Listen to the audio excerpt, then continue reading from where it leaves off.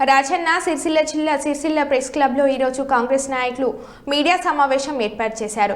ఈ సందర్భంగా వారు మాట్లాడుతూ గత కాంగ్రెస్ ప్రభుత్వం ఆరోగ్యశ్రీ పథకాన్ని ప్రవేశపెట్టి మధ్యవర్తులు ఎవరు లేకుండా పేదవాడు ఆరోగ్యం బాగా లేకపోతే ఖరీదైన ప్రైవేట్ ఆసుపత్రిలో వైద్యం చేయించుకునేందుకు అవకాశం కల్పించారు. బీఆర్ఎస్ ప్రభుత్వం ఏర్పడ్డాక సీఎం రిలీఫ్ ఫండ్ అంటూ కొత్త స్కీమ్ను తీసుకువచ్చి ప్రజలను అయోమయానికి గురి చేశారని విమర్శించారు. ఏడాది క్రితం ఎమ్మెల్యే క్యాంప్ ఆఫీస్కు సమర్పించిన దరఖాస్తులను పై స్థాయి వరకు పంపించకుండా తమ వద్దని ఉంచుకొని ఎమ్మెల్యే అనుచరులు కాలయాపన చేశారని, ఇప్పుడు మా వల్ల ఆ పని కాదంటూ అధికార పార్టీ వారిని కలవమని సూచిస్తున్నారని విమర్శించారు.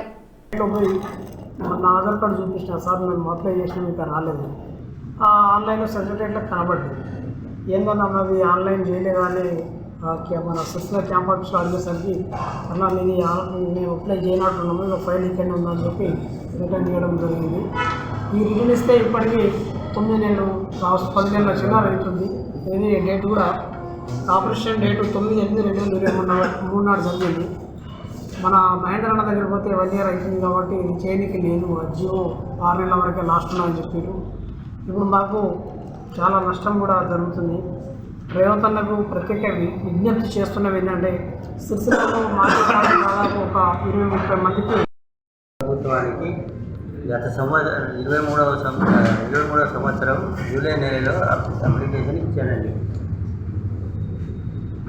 సబ్మిట్ చేసి ఇన్ని రోజులైనా ఇంతవరకు కూడా సబ్మిట్ చేయలేదా, మరి ఇంతవరకు ఏం రాలేదు. ఇప్పుడు లాస్ట్కి ఇప్పుడు 1 ఇయర్ టైం అవుతుంది. ఇప్పటి వరకు ఇప్పుడు మాకు రిటర్న్ ఇచ్చేస్తుంది, మాకు రాలేదని చెప్పి రిటర్న్ పరీక్ష ఇచ్చేస్తుంది.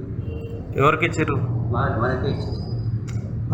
అప్లికేషన్ ఎవరికి ఇచ్చారు? సిఎంఆర్ఎఫ్ ఎవరికి ఇచ్చారు? టీఆర్ఎస్ ప్రభుత్వం, టీఆర్ఎస్ ఆఫీస్ నుంచి సబ్మిట్ చేసినాం, అక్కడే అదే రిటర్న్ ఇస్తున్నారు.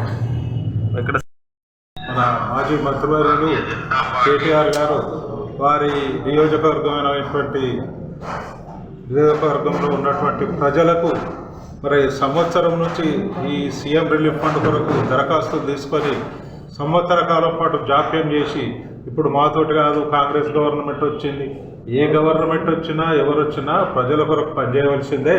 కాకపోతే ఏంటి అంటే వీరేదో వారి పనులను వాళ్ళు చూసుకుంటూ ఈ నిరుపేదలైనటువంటి వీళ్లకు సహాయం చేయకుండా వాళ్ళ పనులను వాళ్ళు చూసుకొని కనీసం ఏం చేయాలంటే సీఎం ఆఫీస్కి పంపించి తక్షణమే అది చేసుకునే పరిస్థితులు ఉండాలి. కానీ వాళ్ళ క్యాంప్ ఆఫీస్లో పెట్టుకొని ఇప్పుడు కాంగ్రెస్ గవర్నమెంట్ వచ్చింది కాబట్టి మాతోటి కాదు అని తక్షణమే రాజీనామా అయ్యారు ఎమ్మెల్యేగా.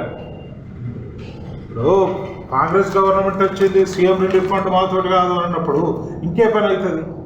వెంటనే దీన్ని ఇటువంటి శాతగానితనం ఉన్న ఈరోజు పరిస్థితి ఎలా ఉంది అంటే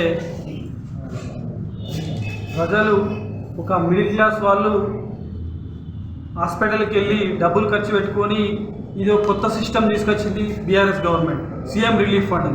ఇలా అంతకుముందు కాంగ్రెస్ ప్రభుత్వంలో ఆరోగ్యశ్రీ అనేది ప్రతి ఒక్క బడుగు పేద వాళ్ళకందరికీ ఆపరేషన్ కాకముందు ఏదైనా అనారోగ్య సమస్య ఉంటే వాళ్ళకు సాల్వ్ అయ్యేది.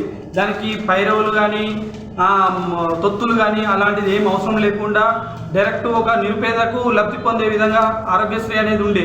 వీళ్ళు సీఎం రిలీఫ్ ఫండ్ అని చెప్పి ఈ ఒక దిక్కుమల సిస్టమ్ తీసుకొచ్చి ఇవాళ ఓట్ల రాజకీయమే తప్ప ఇవాళ ఒక మిడిల్ క్లాస్కు పనిచేద్దాం అనేది లేదు. ఎందుకంటే ఇవాళ సిరిసిల్లనే ఇవాళ నిదర్శనం. ఇవాళ మా దృష్టికి వచ్చినాయి ఇన్ని గానం ఉన్నాయి.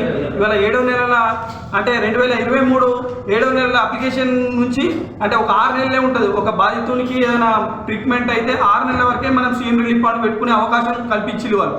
దాన్ని కూడా నిర్వీర్యం చేసి వాళ్ళు ఓట్ల కోసం అవి చేసిలే తప్ప ఇవాళ ఇప్పుడు కాంగ్రెస్ గవర్నమెంట్ కూడా ఇవాళ సబ్మిట్ చేయకుండా ఎవరంటే ఎవరైనా పోయి అడిగితే కూడా ఇవాళ కాంగ్రెస్ గవర్నమెంట్ వచ్చింది కదా ఇప్పుడు వాళ్ళే చేస్తారు పో అంటే అది హౌ ఇస్ పాసిబుల్? ఇది కాదు. ఎందుకంటే ఒక సీఎం రిలీఫ్ ఫండ్ అనేది 6 నెలల వరకే అవకాశం ఉంటుంది. ఇప్పుడు వాళ్ళది అయిపోయినాక ఇప్పుడు 7 నెలలు అయింది, వీళ్ళు గడ్డి వీకిల్లా వీళ్ళు ఏం చేసిళ్ళు? ఓట్ల కోసం ప్రచారం తప్ప